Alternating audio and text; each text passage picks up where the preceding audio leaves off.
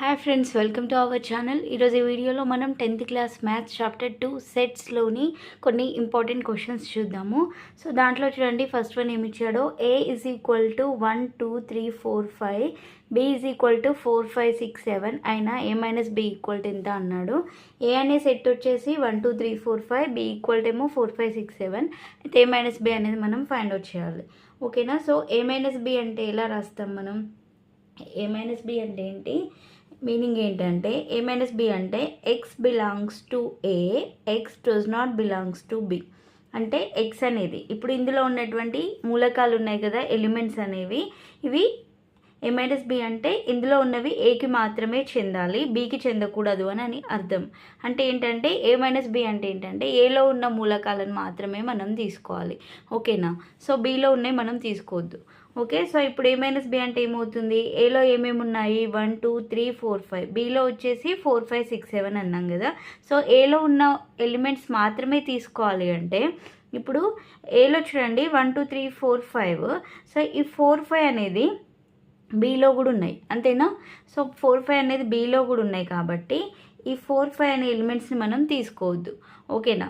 So ఏలో ఉన్నాయి మాత్రమే తీసుకోవాలి. ఇప్పుడు 4 5 అనేది బీలో ఉంది కాబట్టి అవి తీసుకోకుండా రిమైనింగ్వి ఉన్నవి రాయాలన్నమాట. అంటే అప్పుడు A minus B equal to ఏమవుతుంది, 1 2 3.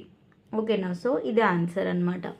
సో నెక్స్ట్ సెకండ్ వన్ చూడండి, A equal to 3 4 5 6 7, B equal to 1 6 7 8 9 అయినా number of A minus B equal to ఎంత అన్నాడు.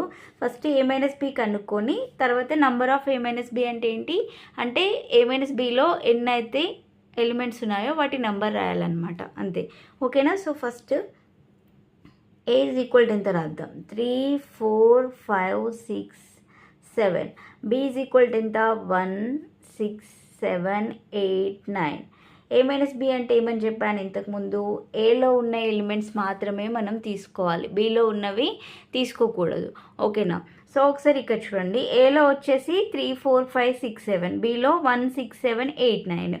ఇక్కడ ఈ ఏలో బీలో ఉన్న ఎలిమెంట్స్ ఏమైనా ఉన్నాయా, ఉన్నాయి కదా. 6 7 అనేది బీలో కూడా ఉన్నాయి, అంతే కదా. 6 7 అనేది బీలో ఉన్నాయి కాబట్టి సో ఈ 6 7 తీసుకోకుండా ఏలో ఏమేమి ఉన్నాయి, 3 4 5 ఉన్నాయి కదా. సో అవే తీసుకోవాలన్నమాట. అంటే A minus B is equal to ఏమవుతుంది, 3 4 5 అవుతుంది.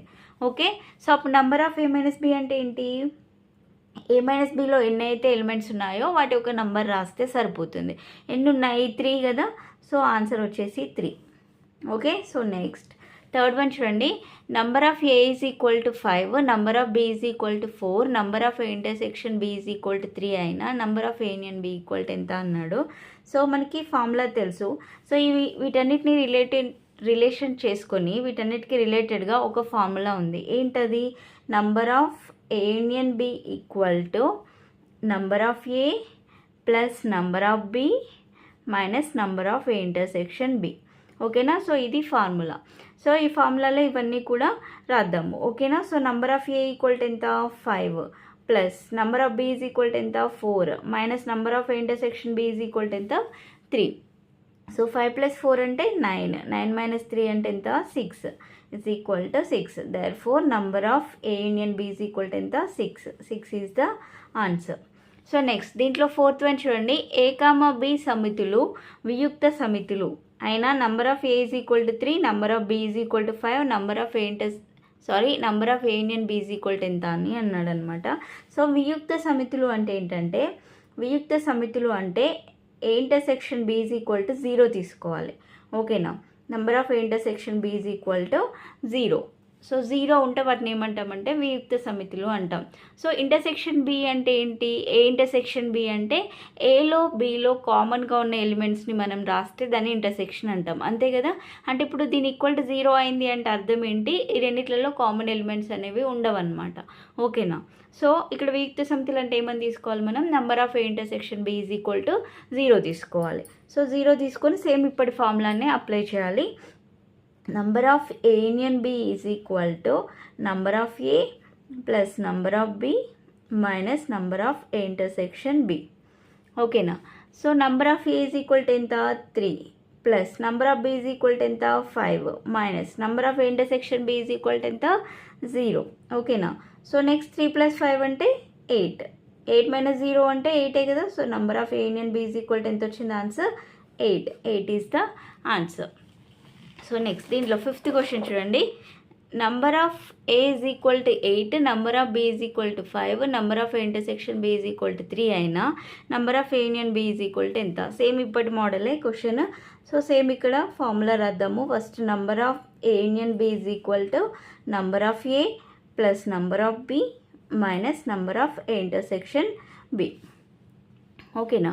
సో నంబర్ ఆఫ్ ఏ ప్లేస్లో 8, నంబర్ ఆఫ్ బి అంటే 5 minus number of intersection B అంటే ఎంత? 3.